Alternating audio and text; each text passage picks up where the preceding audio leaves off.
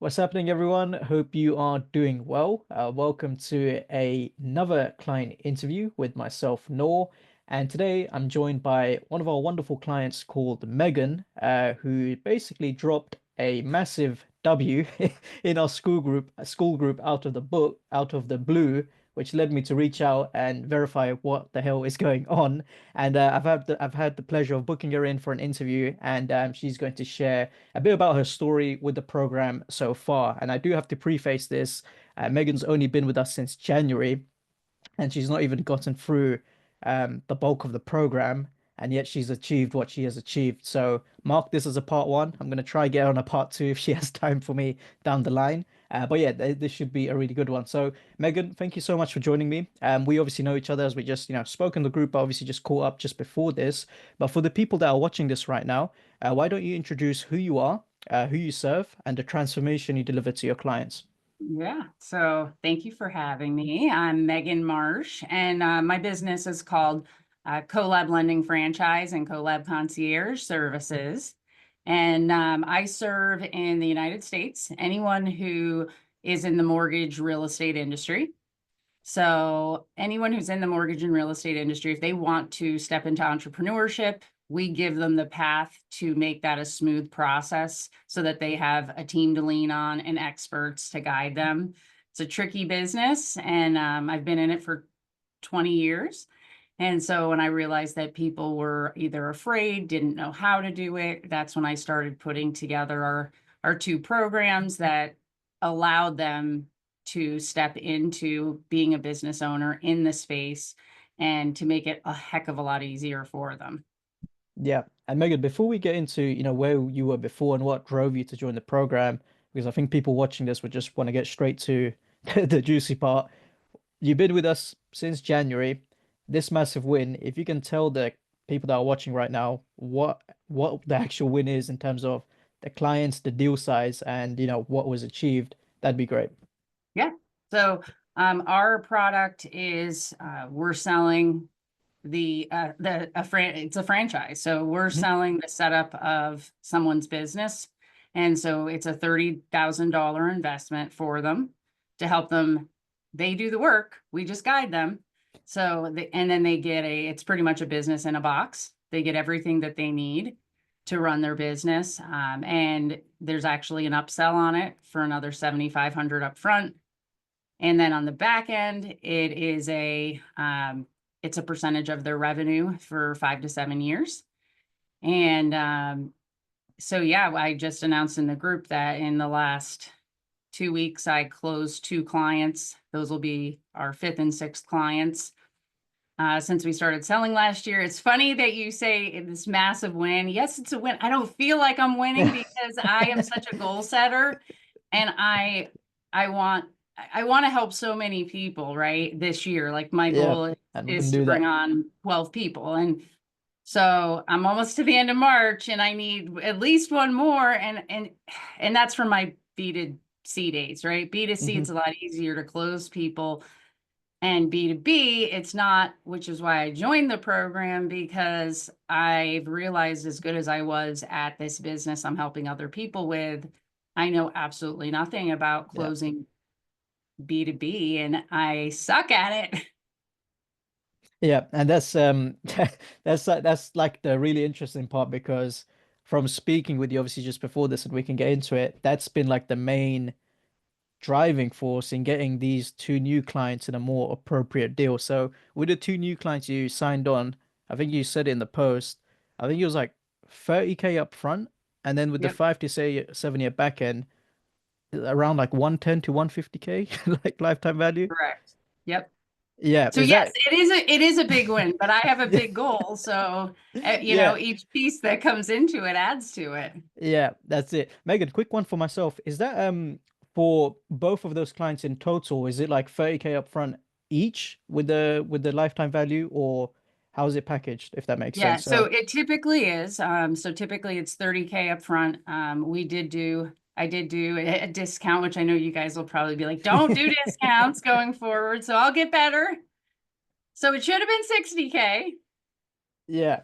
So, but yes, it typically is. But I I have been, I promoted to the first group of people that I met with that I was for the first 6 people that I was doing it for 15,000, not 30. So they came on, but Yeah, funny story about this is that, as I'm learning, I've thought I've closed people and literally gone into a meeting where they're gonna sign their agreements, and I send them their invoices, then they don't pay, and I'm calling them back, and I'm following up, and on last week, the second one that signed up, I literally he wanted to come into we have a owner's mastermind once a quarter, and so we had one on Friday, and the one gentleman hadn't signed yet, and so I finally on Friday morning before the event, I pulled his invite from the event because I thought he was going to sign and he didn't. The second I pulled his invite from the owner's mastermind, he paid his invoice, he signed it, like creating that urgency for him. And I'm yeah, like, oh my gosh, I got to start like figuring out how to do this differently because I'm giving them too many ways to have objections or I'm not putting enough yeah. pressure on. And, that's the stuff I'm trying to go through and watching the program. Yeah, yeah, for sure. So that's two clients. This is after, Megan's obviously seen how we do sales and package things and realized she's given away absolutely everything when there's no need, but that's perfectly fine. Two clients, 30K up front, and then around 110 to 150K over the next, 5 to 7 years. I know Megan says that's a small win, and that's because she's got extremely high standards, which is amazing. I'm gonna celebrate you, but yeah, that's Thank fantastic, Megan. And why don't you talk to us about, what drove you to join the program? I know you touched on it there, where before you joined the program, the sales process, it sounded like, you didn't know how to sell B2B. Like, was that the only driving factor to join, or was there anything else going on? No, I mean, well, first of all, I know from building a business myself, um, that, my prior business, my mortgage business was completely dependent on me and I was very good at it and I could drive a Yep. lot of revenue into it, but it's not really a business if it needs you, right? Like, so Yeah. I wanted to make sure when we started this business, because I did move a couple of my employees over, I wanted to make sure that we had the systems in place correctly for this new business from the start and that the business didn't rely solely on me doing the sales because I just didn't want to repeat those mistakes. And so a big part of why I was good before is because I've always been good at sales. So right? Generating the appointments for a sales team to be able to work is a really big part of not having a business rely on you. Yeah, for sure. And Megan, I know you said you didn't know how to sell to B2B efficiently, I guess, with what you were doing before. Walk me through with what you were actually doing before compared to what you changed when you closed these two clients. And I know it can be a bit painful looking back on it because you probably could have done things differently. But yeah, talk to me about the shifts and changes that you made to lead to these two recent deals, which fit what you want perfectly, pretty much.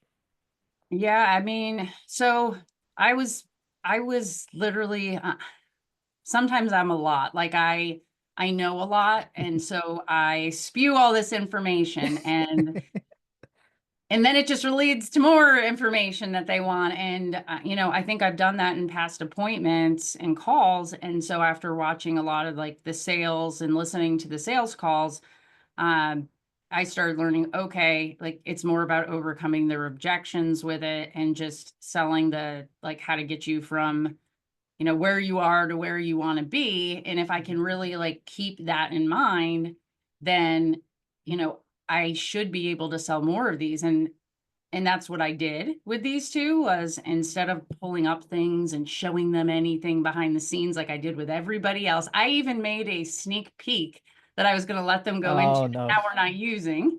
No. So I'm learning each step because I figured, we have a very, very complex business. Like most of them won't want to do a lot of it. But, it's not about that. And that's what I'm learning. And, even I had a friend of mine who referred somebody to me and they're like, I don't know why you're having any hesitation. This is like the biggest no-brainer business for people. And that like, I don't think any of us realize like it's not about making more money for them. It's the fear they have and me helping them like overcome that this is going to work for them. Yeah, no, 100%. And I love what you said there, where how you're describing your old process of you were just giving and giving and giving, and you're doing more and the fancy presentation, and you had the preview of all these things, and it's like it's super interesting because a lot of people assume more is good, and it's actually like, hey, more is more is so bad sometimes, especially in our line of work. And you'll see this as well, Megan, as you start to set up outbound and the refining offers and whatnot. You'll get the temptation to go, no, can I add this to my email copy? No, can I throw this messaging in? And the problem with doing what you were doing right on the sales call and whatnot, you doing it with good intention, where it's like, man, this person's gonna love this. Like, I'm giving so much value. But what you don't realize is you're planting seeds of doubt without knowing. So it's like, oh, she just showed me this. What if this happens? She just showed me that. And next thing you know, it's information overwhelm. It's kind of like with us, Megan, where you know we've got so many different things in the program, as you've seen. Yeah. You can only imagine what it would look like if it's like, I'm going to show you this, I'm going to show you that, I'm going to show you this. It's just, there's like a massive difference where actually less is more and less is what got you to get these two recent deals the way you wanted to. Right. No, and that was something I thought of when like I've always had coaching. I've always been in coaching programs, and in the last 6 years I started joining coaching programs outside of my industry because I realized the coaches Mhm. in the mortgage space in the US, all they focus on is like growing your business through referrals or through, Yeah, they don't even teach some of this outbound stuff, which I think will be able to help my industry too. So the outbound stuff is, I think, very valuable that you have, and we've started implementing. yeah, There the two programs that we're working on right now, and we're realizing messaging, right? Like I think we got our message wrong in one, and so I think that stuff is really valuable. But yeah, I mean that is such a bad habit of mine. Like I know so much from being in this, and which gives people, and I can speak confidently, so I know I give people confidence, and I'm not afraid of reaching out or talking to people. Um, but gosh, I have a lot of work to do, I've realized. yeah. Well, no, the work's getting done, and clearly with those two recent deals, we're working towards that. So yeah, fantastic stuff. Megan, a common, trend across people that are coming from one way of doing things to now a completely new way of doing things is obviously you've got that massive resistance. So on your end, you're obviously coming from the back of you're great at B2C sales. It's kind of different in your space where, like you mentioned, typically you're dealing with warm leads and whatnot, and you're coming off of the back of I'm just going to give as much as I can because that's what I should do. How hard was it to adjust to our process and sell the way we teach, in terms of making that necessary shift? It's still, it still is hard, and like, Mhm. there's two pieces to my business, and the franchise, like, that's something I still have to figure out. I can't sell to someone, like, they have to wait 14 days to sign, first of all. Yeah. So I can't do a single, I can't do a single close. So I've had to think through like how Yep. I do it to where I can close them. But once again, I'm sitting here talking because one of the biggest mistakes I've made, and I've made up until this point, is I go into a final meeting with them, like I have to get a deposit or something while I'm on with Yes. them. And I wasn't doing, and I haven't been doing that. And that's why I get off, and then I'm not closing them. And it's like you realize step by step the mistakes that you heard in the, in your program. And you don't realize it even sometimes when you're in it Mm, until after. Like in my post, I also said I lost a client who signed up with the one other option that I saw, yeah. that there is in the US. And I know that that other option is the worst thing for them because of their ideal client avatar doesn't do the types of loans. And I'm like, gosh, what did I do wrong? And, I tried. We invited all decision makers to a call, and the one that ended up making the final decision with the person I spoke to didn't show up for that call. Mm, And so should I just have been like, I'm ending this until both of you can be on here? And maybe that's what you guys would tell me to do, right? it's what's in the videos, yeah. It's funny because now that you're going through the program and whatnot, obviously it does hurt a bit, it does sting, but it's great that on Yes, your end you're that's able life. to. you're able to see the solutions now. And I know in your post you even mentioned, um, I'll find a way to fix this, where it's great because you already know the way to fix it because it's in the program where it's like we need every decision maker present. And the reason Yeah, why that's so you important do. is for what you've just went through there, Megan.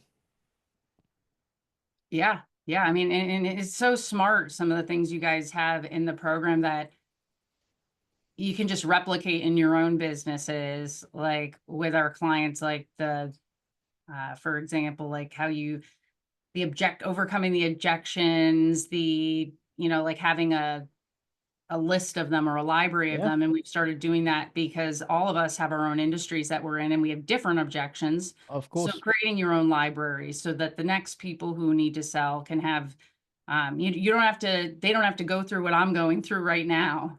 Yeah, yeah, exactly. It's like you're going through all the hardship so that the salesperson you hire next is like, you know, hey Megan 2.0, you don't have to go through what I went through. Here are all the call recordings. Here are the different objections I faced. Here's how I handled them even.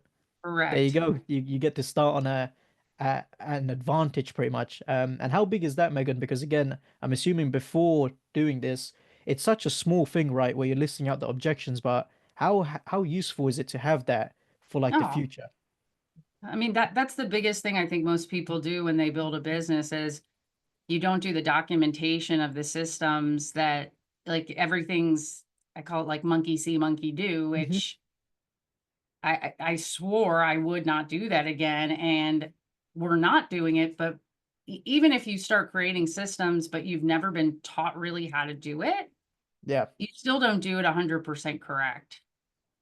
yeah, You just don't. And so, I mean, I could probably do this till I'm 90 and I'd still have stuff that I need to learn to get better at. And you guys obviously have a great team.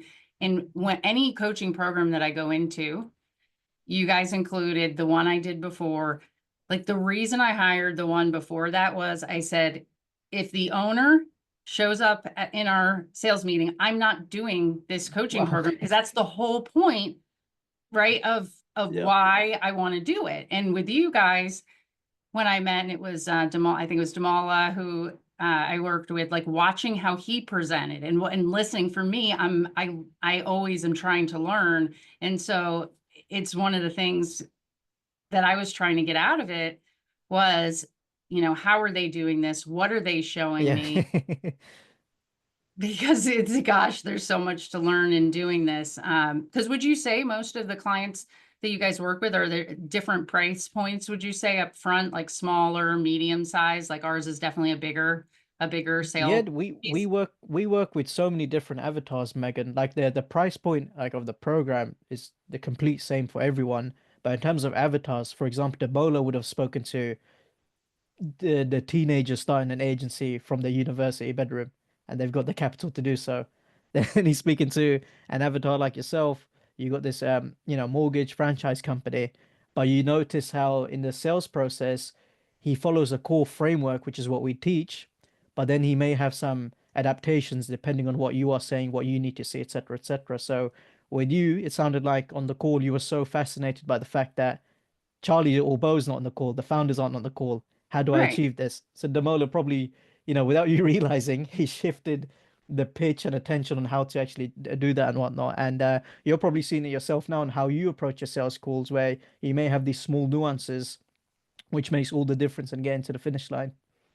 Yeah, because I had a salesperson that had come in before and they were struggling, and it was because I didn't have some of these things set up. Mhm. So we came on right as he was leaving, and I said I have to do all the sales. Like I have to do all of them Yeah. until we get to a certain point. Yeah, and that's exactly what we teach as well, Megan. And you've seen it where it's like as soon as you get a proof of concept on something like sales, that's when you can outsource it. And that's why doing all the front work, where it's like you got all your objections, mapping that out, figuring out a framework they can easily hand off, it just makes it so much more easier. And that's what happened with all of our sales reps, where it's like, whether you're speaking with Damola or one of our other reps, Hannah, the reason why anyone is able to come on board and succeed is because before them, we've had Charlie, for example, take calls himself, almost like 3, 4 years ago. So the process just kept being refined and whatnot. So yeah, love the fact that you've been able to take away so much value from just the sales side alone, which is fantastic. What else did you really enjoy about the program, Megan, so far? Because like I said, it's only been less than 2 months since you've been fully dived into it. What else have you enjoyed about it, which has made like a key shift in the business for you? Another piece that I've started implementing in our program is the mindset stuff. Hmm. I've always, so I get asked in my industry, I do a talk, it's called mental warfare. Yep. What And name? it's called mental warfare, and it's all about like the weapons you have to build mentally to uh, to grow and build in business. And like I do this at conferences, but I never really thought about it in the way of like the people I'm bringing in, like the 6 people I brought in and I'm helping them build their businesses.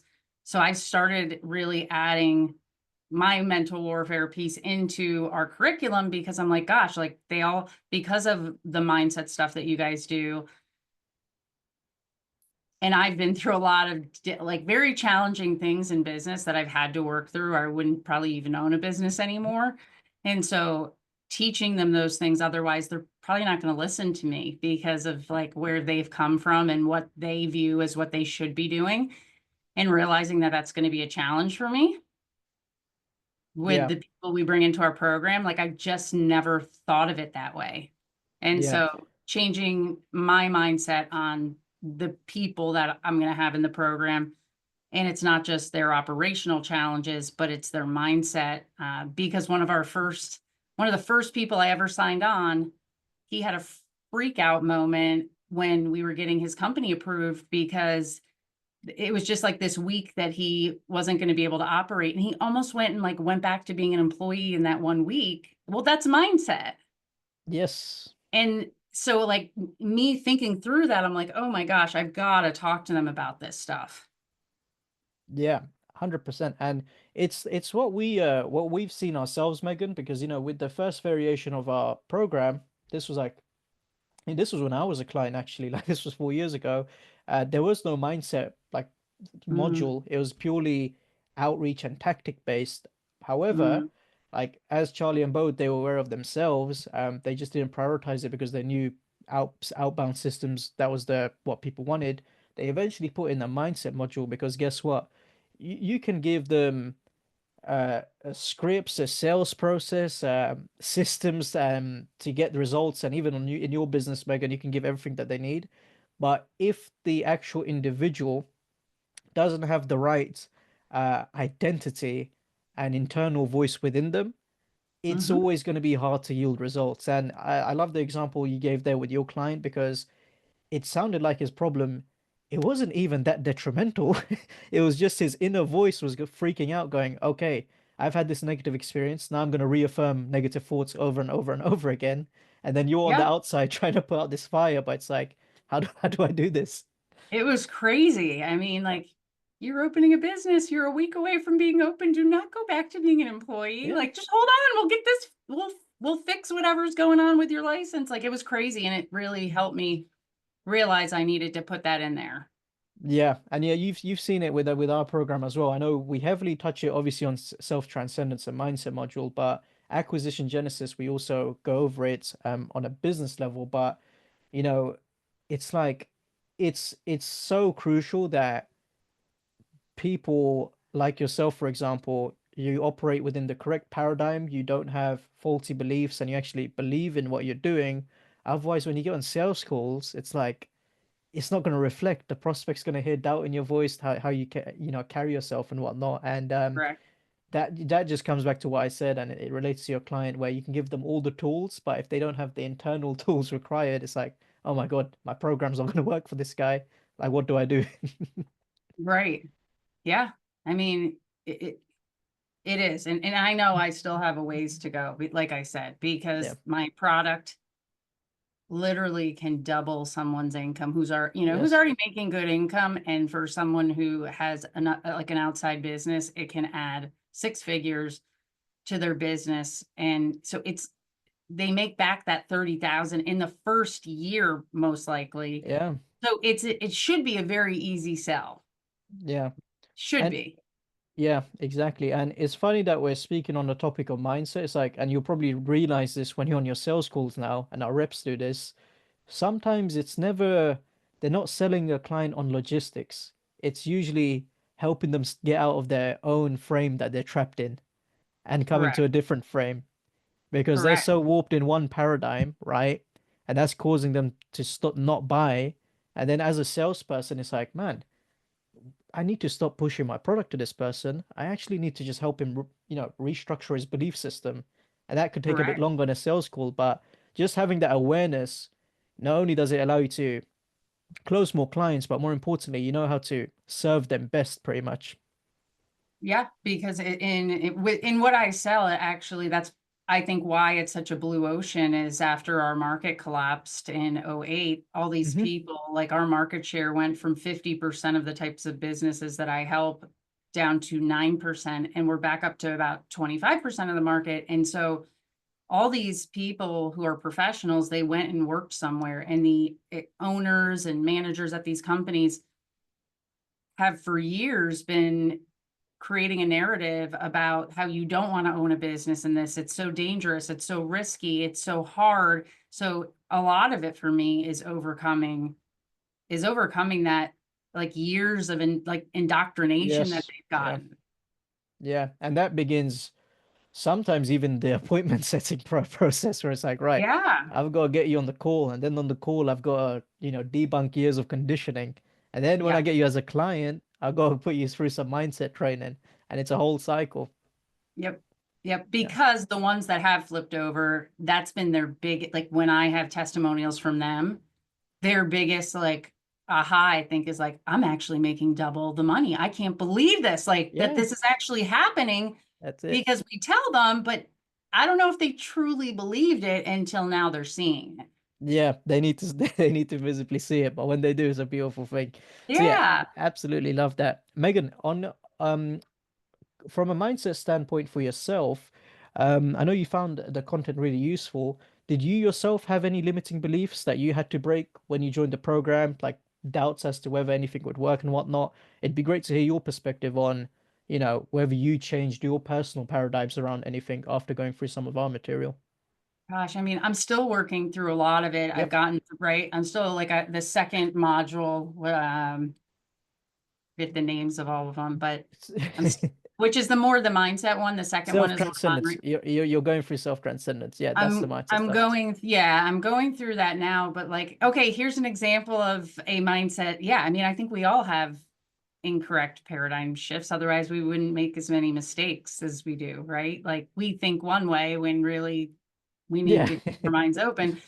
Like, for example, I shared with you like the success that I've had with booking appointments has been through, I've dedicated myself to YouTube for the last 2 years, Yeah. and that's where I've gotten all my clients. And before, as we came into this call before we started and Q&A before this, it was like, you guys have to stop focusing on YouTube and that's all we've wanted to focus on instead of all I should be focusing on is outbound. Like that's something even just you saying that now is something It's like like a that's a switch.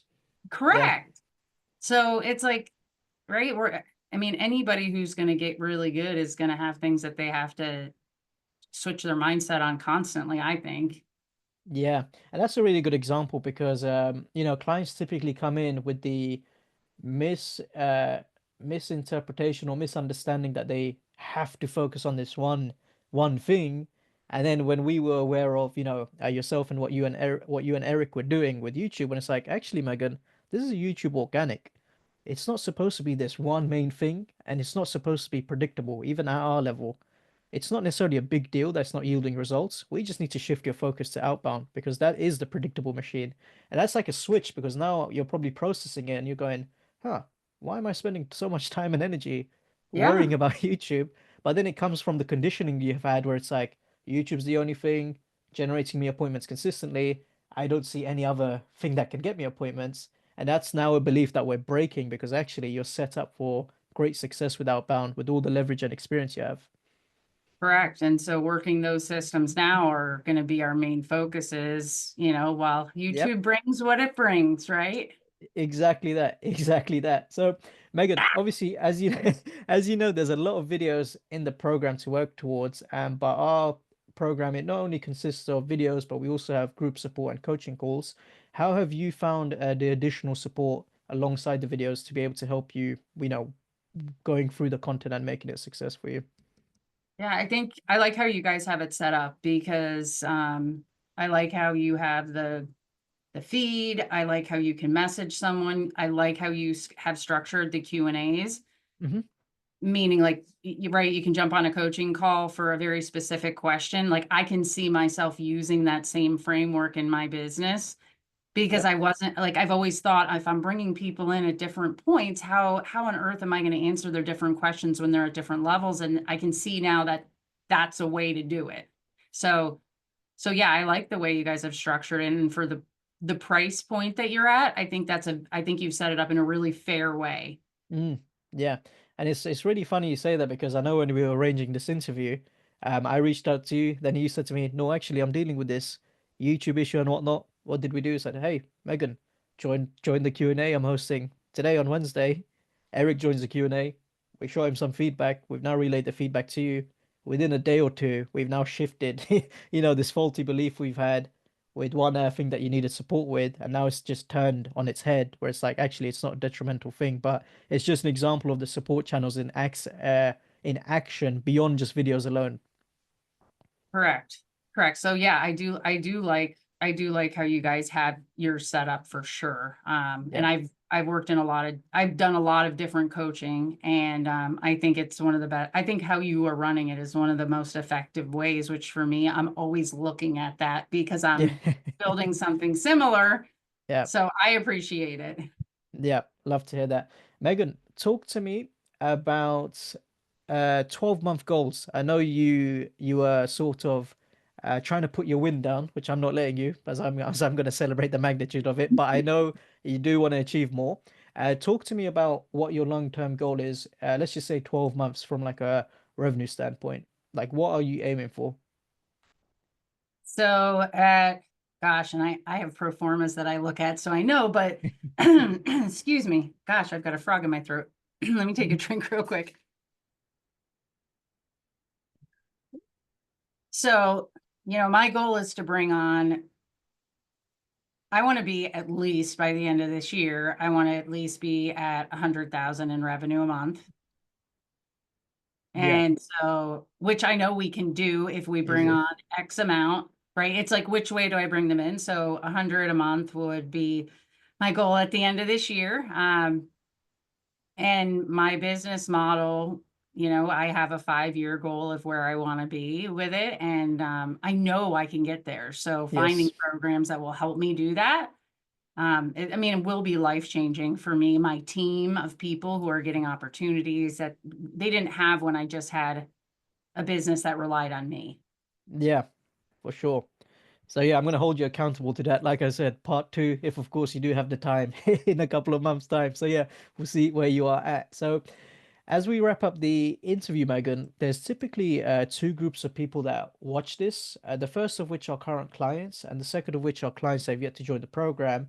Again, I totally appreciate how it's only been less than 3 months, but it'd still be good to hear your insight. What would you say to current clients in EasyGrow in terms of tips you can give to succeed? Because again, you've only been with us for like less than 3 months in terms of getting things going. What advice would you give them?